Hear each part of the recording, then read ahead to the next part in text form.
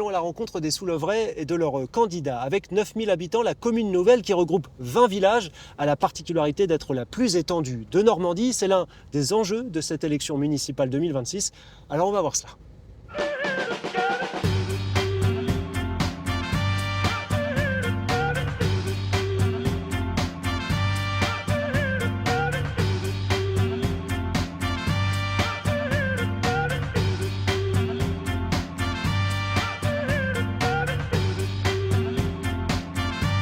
Alors s'il y a un thème pour les prochaines élections municipales, c'est quoi pour vous?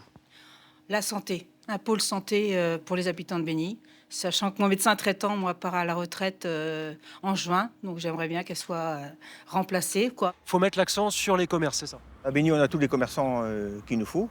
On se bat tous les jours pour garder tout le monde. Alors pour moi, ce serait peut-être une crèche qui manque. Après 40 ans de mandat, Alain de Cloménil, le maire sortant de Soulèvre, passe la main et a choisi de soutenir la candidature d'un de ses anciens adjoints pour les prochaines élections. On va récupérer les branches pour faire de la vannerie. D'accord, ce sera un bel espace public pour que Avec les gens des puissent aménagements venir urbains qui permettront- à la mairie de Soulèvre ou à la mairie de Béni et puis en même temps peut-être se reposer un petit peu, quoi. Voilà. Monsieur Delicard, bonjour. Bonjour. Vous êtes le candidat naturel, je dirais, monsieur de Cloménil, qui est le maire sortant, et il vous a déclaré comme héritier. J'en suis fier, effectivement. De toute façon, c'est vrai qu'Alain, on a la même façon de travailler, je dirais. Lui comme moi, on a la même façon de travailler, on a la même façon de voir les choses. On est vraiment sous l'avant-bocage, parce que c'est vrai que je comprends bien que chacun veut toujours défendre sa petite commune et tout, mais sans sous l'avant-bocage, il n'y aurait pas les investissements qu'il y a. C'est vraiment une force d'être ces 20 communes ensemble. Le point fort en investissement, ce sera principalement l'école de Saint-Martin-des-Bezas, qui est une école où il y a des travaux à faire, il y a une cantine à faire aux normes, etc.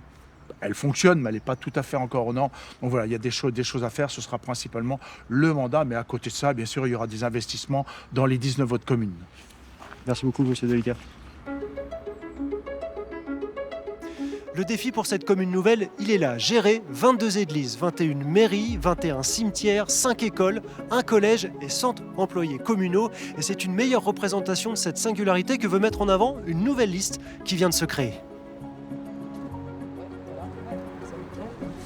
Pour les personnes qui ne seraient pas disponibles.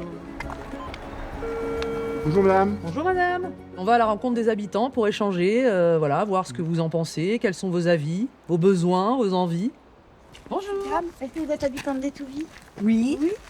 Est-ce que vous déjà ça vous encourage plus à aller voter, de savoir qu'il va y avoir le choix? Moi je vote toujours. Vous votez toujours? Toujours. Vous seriez plutôt favorable à maintenir les communes déléguées et à les valoriser, ou plutôt pour une uniformisation du Non, territoire? je pense que ce serait mieux que de garder des communes. Après, c'est le programme. Qu'est-ce que vous proposez? L'idée, c'est de pouvoir faire participer les gens et leur permettre d'exercer leur citoyenneté du mieux possible.